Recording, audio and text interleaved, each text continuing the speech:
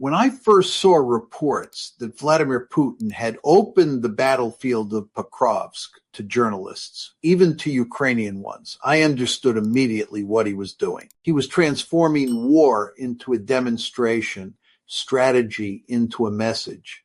This was not a humanitarian gesture. It was an act of realist theater. The Kremlin was inviting the world to see what the West had long refused to acknowledge, that the Ukrainian army was trapped, exhausted, and losing ground, and that no amount of rhetoric from Washington or Brussels could reverse the military facts on the ground. Pokrovsk had become the stage of collapse, a moment when political illusion met the hard edge of power. For months, Western analysts spoke of Ukrainian breakthroughs, of Russia's weakness, of turning tides that never turned. But by late 2025, the battlefield told a different story. Pokrovsk, once a modest logistical hub in the Donetsk region, had become a crucible where strategic exhaustion converged. The Russian army, learning from its early mistakes, abandoned sweeping offensives in favor of slow, grinding encirclement. It was the classic logic of attrition. Destroy the enemy's capacity to fight, not his morale. Western planners misunderstood this. They treated war as a media contest, not a material one. Yet power, as I have said for decades, is measured not in narratives, but in the balance of capabilities. By inviting foreign journalists to witness Ukraine's encircled troops, Moscow was not courting transparency, it was asserting dominance. Putin compared Pokrovsk to Mariupol's Azovstal siege, signaling to Kyiv that the pattern of defeat was repeating itself. He understood that perception shapes diplomacy. Once the world sees a collapse, it becomes irreversible. The cameras would show tired soldiers, empty supply lines, and the futility of Western aid. And when that imagery circled the globe, the political calculus in European capitals would begin to shift. Realism, long buried under moral posturing, would reassert itself. The tragedy of Pokrovsk is not merely military, it is civilizational. The West's insistence on fighting for an unattainable victory has led to the disintegration of Ukraine's statehood and the erosion of Western credibility. The stage is set not by Russian propaganda, but by Western denial. Every war ends when illusion dies, and Pokrovsk is where that death begins. The collapse unfolding there is not just of a city, but of a worldview. From the outset, the Ukraine war was framed by Western leaders not as a geopolitical contest, but as a moral crusade, democracy versus autocracy, light versus darkness. That framing doomed strategy to failure. Wars are not won by virtue. They are determined by capability, geography, and endurance. The liberal West forgot this. It convinced itself that economic sanctions, social media narratives, and international condemnation could substitute for hard power. What began in 2022 as an attempt to weaken Russia became, by 2025, a war that revealed the West's own intellectual decay. Pokrovsk is the consequence of that hubris, the place where the logic of power finally overwhelmed the illusion of ideology. The central misjudgment lay in mistaking moral confidence for strategic clarity. Washington and its European allies assumed that by expanding NATO and arming Ukraine, they could deter Moscow without crossing into direct confrontation. They underestimated Russia's resolve, its capacity to adapt, and its willingness to absorb pain.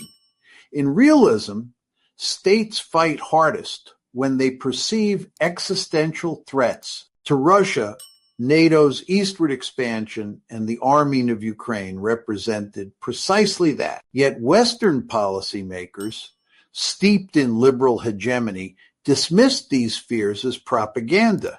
They believed in a world where intentions mattered more than perceptions and where rules could override power. The The tragedy was not inevitable, it was chosen. By 2024, the cost of illusion had become unbearable. Ukraine's manpower dwindled. Its infrastructure was shattered. Its air defense systems were stretched thin. Western arms shipments slowed, while domestic politics in Washington and Europe turned inward.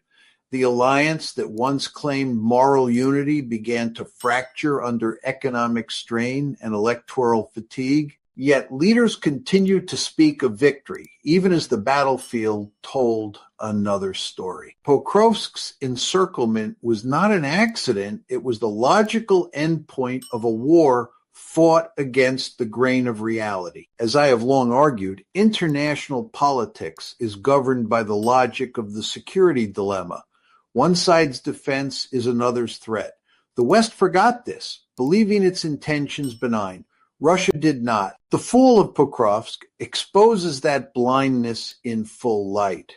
It marks the moment when the liberal dream of remaking the world collided with the enduring logic of anarchy and lost. Pokrovsk was not taken in a dramatic assault, but in the slow, methodical fashion characteristic of Russian military patience. What unfolded there was a textbook case of encirclement, the most unforgiving of all strategic maneuvers. Unlike the West, which prizes speed and spectacle, the Russian command favors exhaustion, bleed the enemy's logistics, collapse his morale, and seal his fate with geography. Pokrovsk lay at the intersection of critical Ukrainian supply routes running from Kramatorsk to the western Donbass front. When these arteries were severed, the encirclement became inevitable. It was not brilliance that won the field. It was discipline, adaptation, and endurance. From the beginning, the Russian campaign after 2023 had shifted from conquest to attrition. Gone were the reckless armored thrusts of the early war. In their place came steady pressure, fortified lines, and a devastating artillery logic that reduced Ukrainian mobility to inches. Pokrovsk became the logical culmination of that evolution. The Kremlin's generals had learned the lessons of failure. They no longer sought symbolic cities, but decisive conditions. By creating a cauldron around Pokrovsk, they forced Ukraine's forces into a position where tactical bravery could not compensate for strategic collapse. Encirclement, in the realist sense, is not only a physical phenomenon, but also psychological. Once an army perceives itself as surrounded, it begins to think in terms of survival, not strategy. That shift of mindset marks the true breaking point of resistance. The Kremlin's invitation to foreign journalists was timed to coincide with this psychological nadir to show the world and Ukraine itself that the game was over. It was the same lesson learned at Mariupol's Azovstal plant. Once the circle closes, surrender becomes a matter of time and optics. In Washington, the meaning of Pokrovsk was lost amid abstractions about rules-based order. But in Moscow, the event was understood as vindication of patience and calculation proof that Russia could grind down a Western-backed military on its borders without total mobilization or nuclear escalation. The encirclement of Pokrovsk demonstrated what realism always teaches. Power is not theatrical. It is cumulative. Every inch gained, every line held, every supply route cut. These are the true currencies of victory.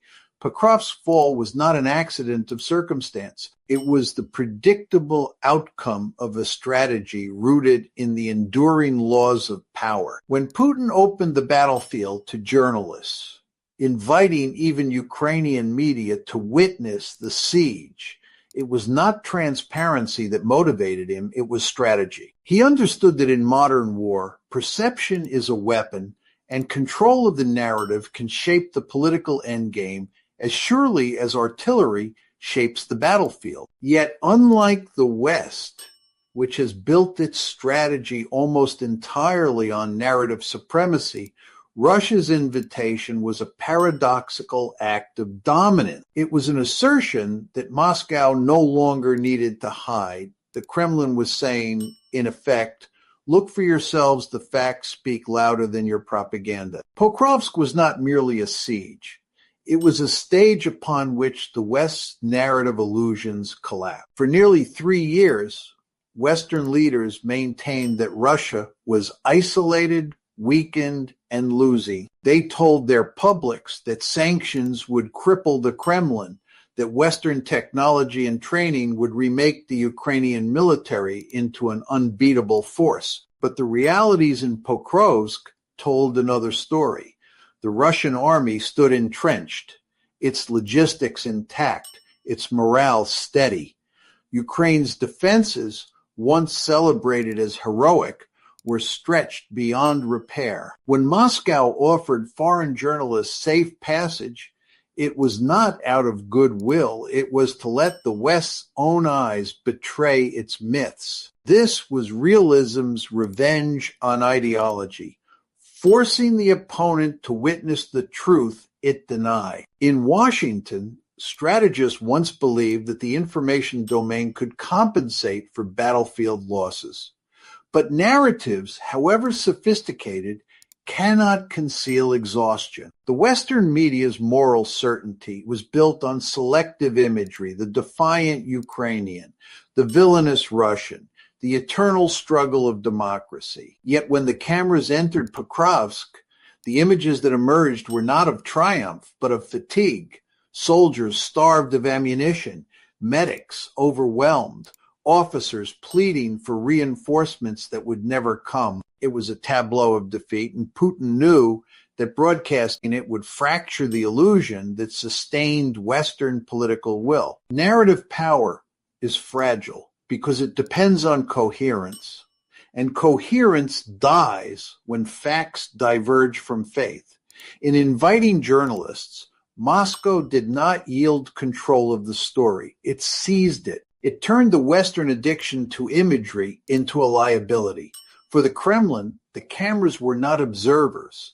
They were instruments of confirmation. Pokrovsk's fall would not be hidden. It would be witnessed, documented, and thus made undeniable. In that moment, the war of stories gave way to the truth of strategy. By the time Pokrovsk began to fall, the West's great illusion was already unraveling the belief that unity, sanctions, and moral rhetoric could compensate for the erosion of real power. For years, Western leaders spoke of standing with Ukraine as if solidarity itself could alter the balance of forces. But politics, like war, obeys the laws of reality. Europe's economies staggered under the weight of energy crises, inflation, and industrial decline, while America's strategic attention fractured between Eastern Europe and the Pacific. Beneath the rhetoric of resolve lay fatigue, division, and fear, the unmistakable signs of a coalition running out of purpose. Pokrovsk simply made that truth visible. What began as a moral crusade had turned into a managerial crisis. The United States, facing an election year and internal discontent, reduced its aid packages under growing political opposition. Europe, meanwhile, found itself in quiet revolt. Poland worried about exposure, Hungary refused escalation, and even Germany, once the symbol of European moral resolve, began to question the logic of endless war. Each new Russian advance deepened the crack. The notion of a united Western front had become, by late 2025, a mirage sustained by press releases and summit declarations. The fall of Pokrovsk did not break Western unity. It revealed that unity had already dissolved. Economically, the West's strategy of sanctions had failed to produce its intended collapse. Russia had reoriented trade toward Asia, fortified its energy markets, and weaponized its own resilience. The ruble endured, factories adapted, and the global South, far from joining the Western campaign, moved closer to Moscow and Beijing. What had been conceived as Russia's isolation turned into the West's estrangement from much of the non-Western world. This, too, was the product of hubris. The assumption that global order would bend to moral narrative rather than multipolar reality. In the grander view, Pokrovsk is not just the scene of a military encirclement, but a symbol of civilizational inversion. It is the West, not Russia, that now stands exposed, overextended, morally fatigued, and strategically disoriented. The liberal order that once claimed universality is now trapped in the same illusion it once projected upon its rivals. The West mistook its dominance for permanence, its wealth for wisdom, and its media for truth. The fall of Pokrovsk is the mirror it long avoided, showing that power without realism is merely belief in disguise. Every war reaches a point when words can no longer mask outcomes. Pokrovsk is that point in the Ukraine war, the moment when strategy and reality finally converge. For nearly 3 years, Western leaders believed they could bend the logic of war through determination alone. They spoke of holding the line and turning points as if repetition could replace reinforcement. But war, as I have long argued, is the ultimate test of realism. It exposes pretense and rewards discipline. When the siege of Pokrovsk solidified, the fantasy of a Ukrainian victory collapsed under the weight of arithmetic. Manpower, ammunition, territory, and time all favored Russia. The Western strategy had been to prolong the conflict in hopes of wearing Moscow down. Yet this was a fundamental misreading of the adversary. Russia, unlike the West, saw the war as existential. It mobilized society, industry, and narrative around that singular purpose. Ukraine, by contrast, was fighting for survival but dependent on external lifelines that were never infinite. Every HIMARS, every Patriot system, every artillery shell sent from abroad was a sign not of strength but of dependency. By 2025, those lifelines had frayed. Western stockpiles dwindled, budgets tightened, and political attention drifted. The machinery of support began to slow, and with it, the illusion of sustainability. Meanwhile, Russia adapted. Its defense industry revived at wartime speed, its tactics evolved, and its command structure hardened under fire.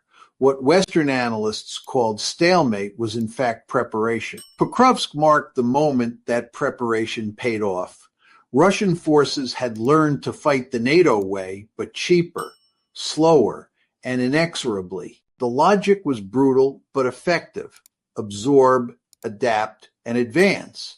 That realism produced results that no coalition of idealists could match. In Washington, policymakers now face a truth they long deferred, that Russia cannot be defeated in Ukraine without risking escalation beyond control. The Western strategy, moral, economic, and military, has run its course. Pokrovsk is not an isolated defeat.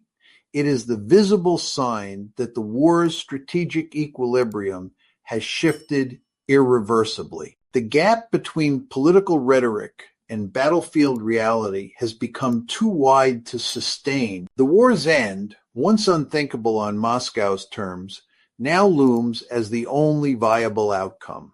History is reclaiming its balance, and realism, long derided as cynicism, stands once again as the grammar of survival. Every empire in decline reaches a moment when belief outpaces power, when conviction becomes a substitute for competence.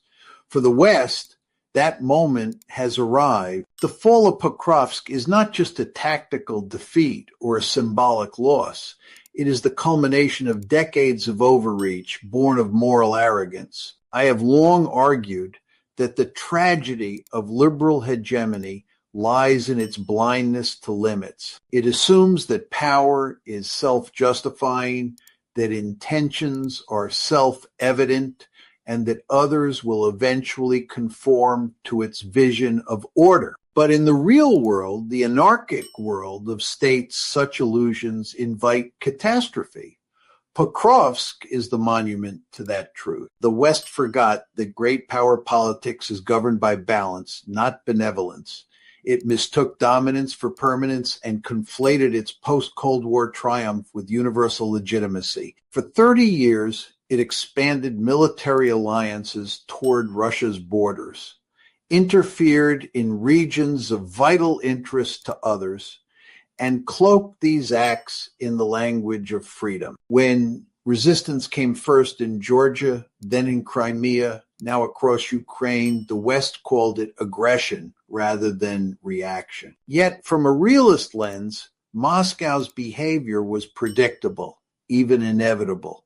Power seeks security, and when one bloc encroaches, the other strikes back. The tragedy is not that Russia acted, but that the West refused to see why it would. Pokrovsk's fall thus carries a lesson beyond Ukraine. It marks the end of an era in which the West could dictate global outcomes without consequence. The age of unipolarity is over. The balance of power is returning to its natural multipolar state. For Europe, this means reckoning with dependence, military on the United States, economic on energy flows it no longer controls. For Washington, it means confronting the limits of its reach and the erosion of its moral authority. And for the rest of the world, it signals that realism, not ideology, will once again define international order. Empires rarely learn until they are forced to. Pokrovsk is that moment of forcing the mirror in which Western civilization sees itself stripped of illusion. Power divorced from restraint becomes fragility. Virtue unmoored from reality becomes hypocrisy. The lesson is as old as history itself. No system, however righteous it believes itself to be, can defy the logic of power forever. The West's tragedy is not that it lost a war, but that it forgot how the world truly works.